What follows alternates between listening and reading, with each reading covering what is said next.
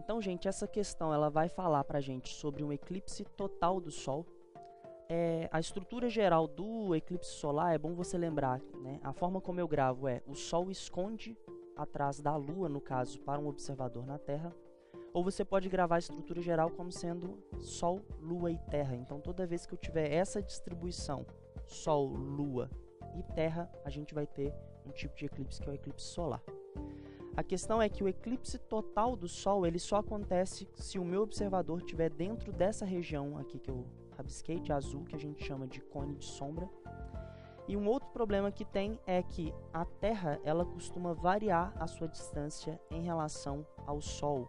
Então aqui a gente tem a Terra posicionada bem na extremidade do cone de sombra. Então nesse pontinho aqui a gente vai ter um eclipse total do Sol, mas nessa situação de baixo em que a Terra ela corta o cone de sombra, a gente também vai ter um eclipse total do Sol. Então isso vai ajudar a gente a definir aqui a partir das respostas se vai ser um máximo ou um mínimo a distâncias que a gente vai calcular.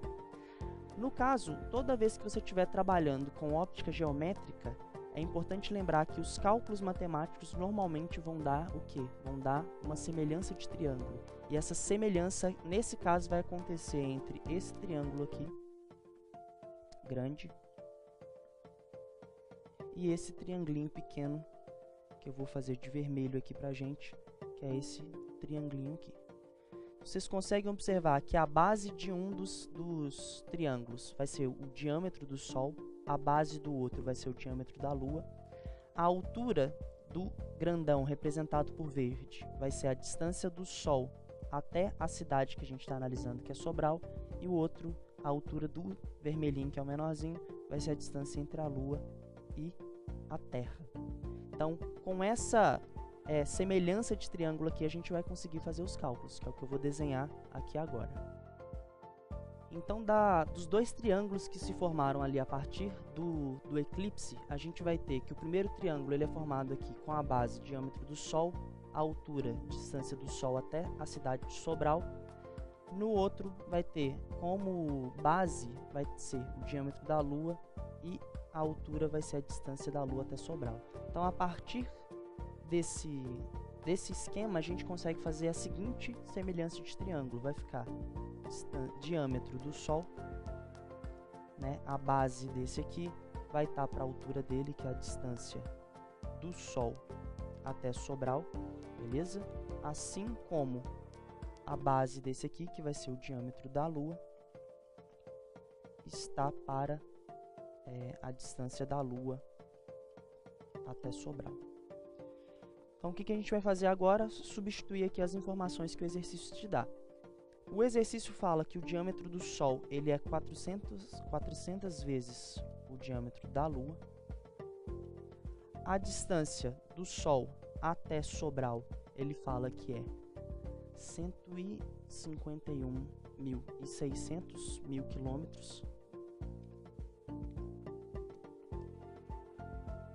Na verdade, 151 milhões, né? Tinha 3 zeros ali na linha de baixo. Quilômetros.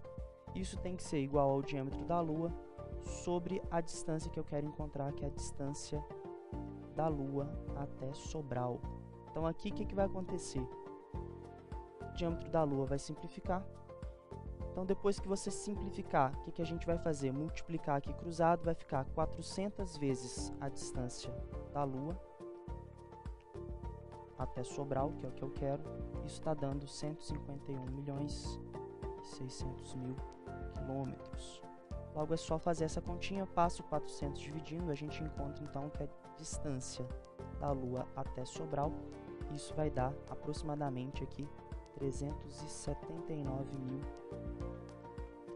quilômetros. Então, como eu disse, essa semelhança de triângulo ela aconteceu na situação em que eu tinha a maior distância entre o Sol e a Terra. Logo, com esse valor numérico, a gente encontra a maior distância possível, né?